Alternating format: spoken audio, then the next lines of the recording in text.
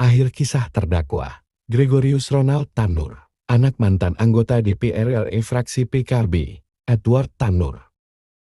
Ronald Tanur merupakan terdakwa dalam kasus pembunuhan sadis terhadap kekasihnya Dini Sera Afrianti. Setelah melalui proses persidangan, hakim menilai bahwa Ronald tidak terbukti membunuh atau menganiaya Dini hingga tewas. Oleh karena itu, Majelis Hakim Pengadilan Negeri Surabaya menjatuhkan vonis bebas terhadap terdakwa Gregorius Ronald Tanur. Keputusan ini sontak menghebohkan jagat maya. Namun kini fakta baru terungkap. Ternyata dalam penanganan kasus Ronald Tanur diduga terdapat pemufatan suap. Hal ini terbukti dengan ditangkapnya 3 hakim dan pengacara Ronald Tanur. Sedangkan Ronald Tanur sendiri ditangkap di rumahnya yang berada di Surabaya pada Minggu 27 Oktober 2024. Lantas bagaimana fakta sebenarnya? Simak video berikut ini. Pada malam hari ini kita akan mendengarkan keterangan pers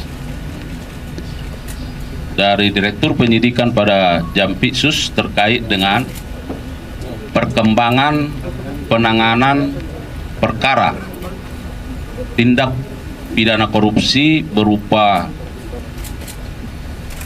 permufakatan suap dan atau gratifikasi dalam penanganan perkara tindak pidana umum atas nama Ronald Tanur pada waktu yang lalu. Kami persilakan Pak Direktur Penyidikan untuk menyampaikan keterangannya.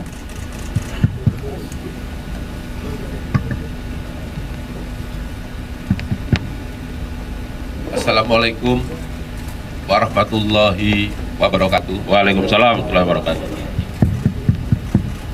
Saya akan menyampaikan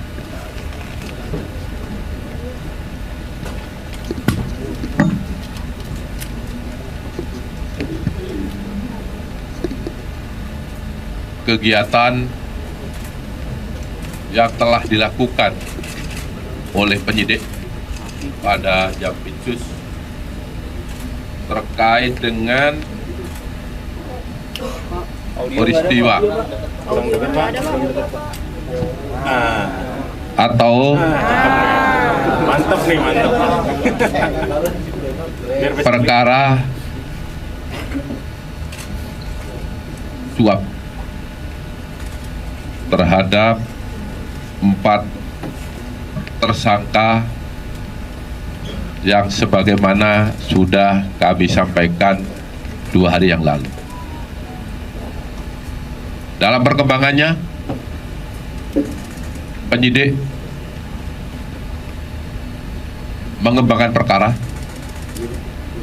dan pada hari Kamis tanggal 24 Oktober 2024 sekitar jam 22.00 WITA, tim penyidik pada Jaksa Agung Muda Tindak Pidana Khusus telah melakukan penangkapan terhadap ZR, mantan pejabat tinggi Mahkamah Agung, yaitu yang bersangkutan pernah menjabat sebagai Kepala Badan Diklat Hukum dan Peradilan Mahkamah Agung, yang mana diduga keras telah melakukan tindak pidana korupsi, yaitu melakukan permufakatan jahat untuk melakukan suap bersama dengan LR selaku pengacara Ronald Tanur terkait penanganan perkara tindak pidana umum atas nama terdakwa Ronald Tanur, bahwa permufakatan jahat ini dilakukan yaitu untuk melakukan suap terkait dengan perkara tersebut di atas, yang saat ini sebagaimana kita lihat bersama dalam tahap kasasi dan kemarin sudah divonis. ya, di mana saat itu Ronald Tanur dinyatakan bebas oleh pengadilan negeri dan kemudian melakukan kasasi yang kemarin sudah kita dengar bersama putusannya. Adapun kronologis penanganan perkara ini atau penangkapan ini adalah di mana awalnya LR meminta ZR agar ZR mengupayakan Hakim Agung pada Mahkamah Agung tetap menyatakan Ronald Tanur tidak bersalah dalam putusan kasasinya. Dan LR menyampaikan kepada ZR akan menyiapkan uang atau dana sebesar 5 miliar untuk Hakim Agung, dan untuk ZR akan diberikan fee sebesar 1 miliar atas jasanya. Kemudian di dalam bulan Oktober tahun 2024, LR menyampaikan pesan kepada ZR akan mengantarkan uang sebesar 5 miliar. Uang tersebut sesuai dengan catatan LR, ini dalam catatan ya, LR akan diperuntukkan atau diberikan kepada ZR adalah untuk Hakim Agung atas nama S, atas nama A, dan atas nama S lagi yang menangani perkara kasasi Ronald Tanur. Saya ulangi lagi, berdasarkan catatan yang diberikan oleh LR kepada ZR. Namun karena jumlahnya sangat banyak, ZR tidak mau menerima uang rupiah tersebut. Lalu ZR menyarankan uang tersebut agar ditukar dengan mata uang asing di salah satu money changer di Blok M, Jakarta Selatan. Setelah LR menukarkan uang rupiah dalam bentuk uang asing, lalu LR datang ke rumah ZR di Senayan, Jakarta Selatan untuk menyerahkan kepada ZR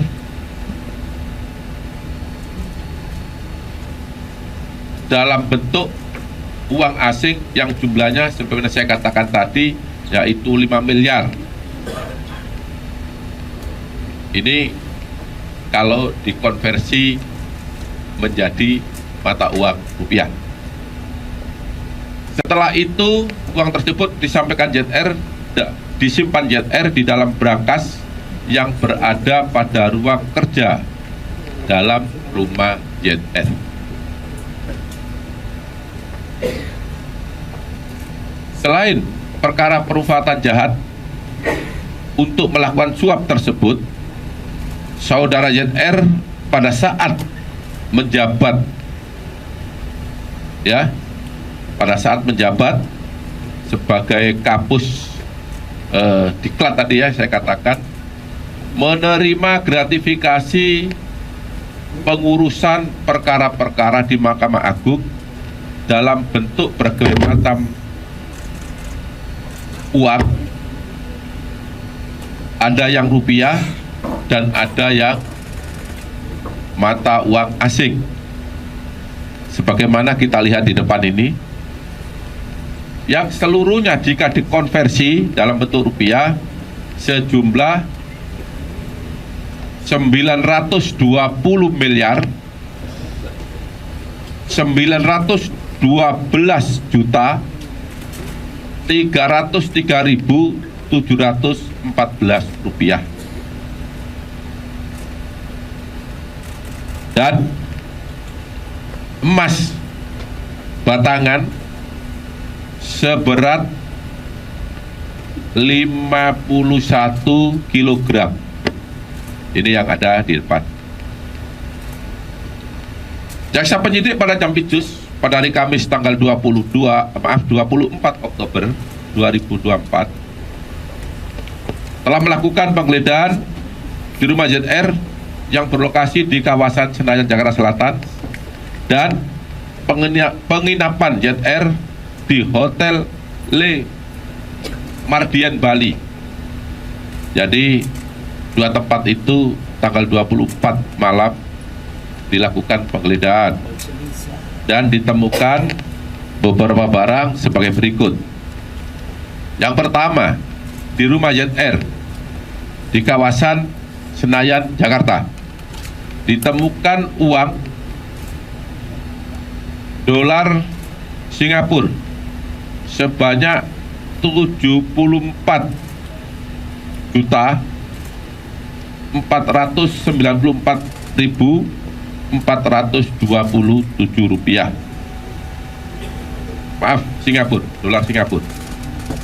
Kemudian sebanyak 1.897.362 US dollar. Kemudian sebanyak 71.200 euro. Kemudian mata uang Hong Kong 483.320 dan mata uang rupiah 5.725.075.000 rupiah.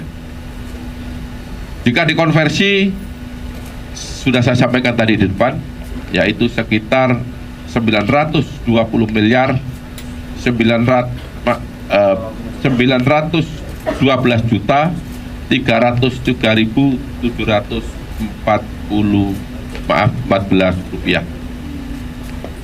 Kemudian yang logam mulia, kepingan 100 gram sebanyak 449 buah, dan logam mulia emas antam, kepingan 100 gram 20 buah, sehingga total logam emas jenis antam seluruhnya berjumlah 46,9 kg.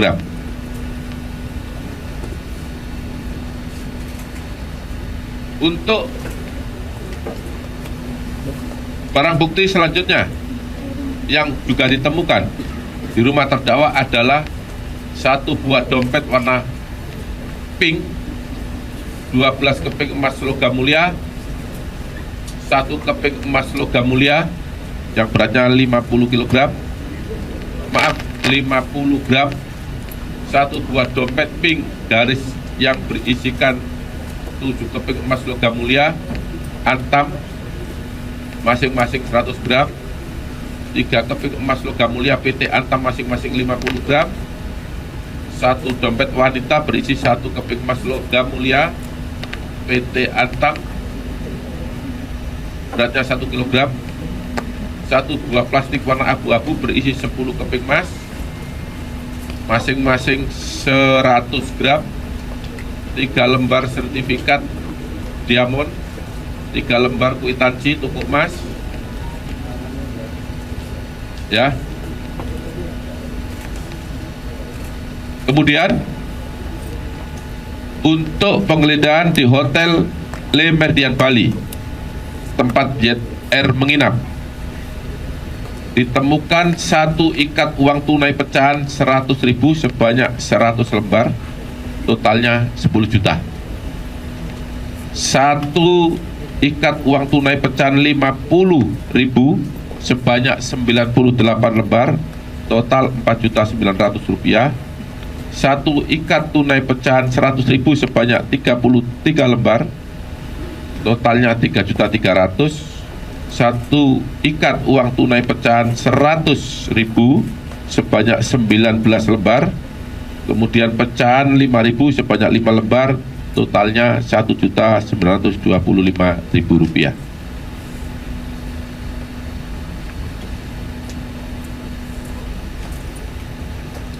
Kemudian juga dilakukan penyitaan beberapa barang elektronik berupa HP milik tersangka YR. Setelah dilakukan pemeriksaan,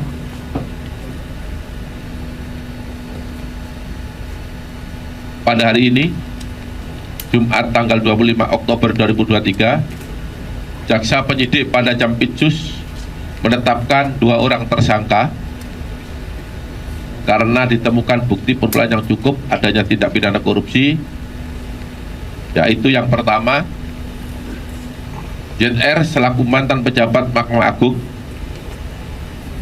sebagai tersangka permufakatan jahat, suap, dan gratifikasi berdasarkan surat perintah penetapan tersangka nomor TAP 56-F-2/10/2024. Kemudian saudara LR selaku pengacara Ronald Tanur sebagai tersangka permufakatan jahat untuk melakukan suap berdasarkan surat perintah penetapan tersangka nomor TAP 60-FD-2/10/2024 terhadap tersangka ZR tersebut dilakukan penahanan di rutan selama 20 hari ke depan. Sedangkan terhadap tersangka LR dalam kasus ini tidak dilakukan penahanan karena penyidik telah melakukan penahanan terhadap yang bersangkutan dalam kasus yang kita ketahui diduga memberikan suap pada 3 tersangka sebagaimana telah saya umumkan pada 2 hari yang lalu. Para tersangka diduga melanggar. Untuk ZR yaitu pasal 5 ayat 1, Junto pasal 15, Junto pasal 18 Undang-Undang Nomor 31 Tahun 1999 sebagaimana telah diubah dengan Undang-Undang Nomor 20 Tahun 2001 tentang pemberantasan tindak pidana korupsi. Dan kedua, pasal 12 huruf B besar Junto pasal 18 Undang-Undang 31 tahun 1999 tentang pemberantasan tindak pidana korupsi sebagaimana diubah dengan Undang-Undang Nomor 20 tahun 2001. Untuk tersangka LR dalam perkara ini